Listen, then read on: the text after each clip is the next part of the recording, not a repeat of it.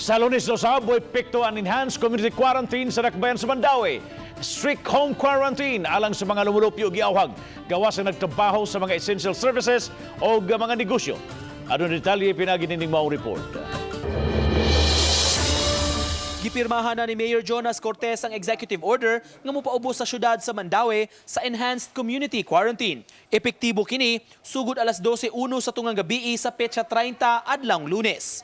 Gituyo kini pagkontrolar sa lihok sa mga tawo nga gitan-ang pamaagi pagpugong sa pagkatap sa COVID-19.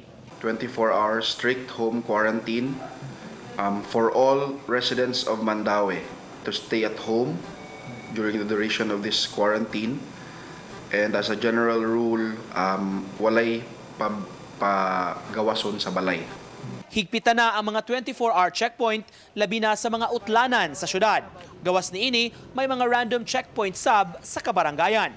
Aduna hinoy exempted sa maong lagda ug gitugtan nga makagawas sa balay ug makatrabaho. Sama sa mga health workers, government personnel, media, mga nagtrabaho sa mga essential businesses, serbisyo, tindahan ug uban pa. Tungod sa enhanced quarantine, idili na ang tanang klase sa public transportation. Nagplano ang City Hall mubutang og bus service sa mga dagkong kadalanan nga mo'y kasakyan sa mga empleyado sa mga negosyo. Mamahimusab nga makasakay ang mga mamalitay.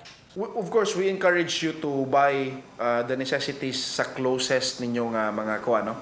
Pero kasabot may nga wala, no? And it will pass through all the necessary supermarkets and kanang establishments. Ang kinatibuk ang lagda sa executive order sa mayor makita sa post sa social media sa Mandaue City Public Information Office. Uban ni June Solon, Nico Sereno, Balitong, Bisdak.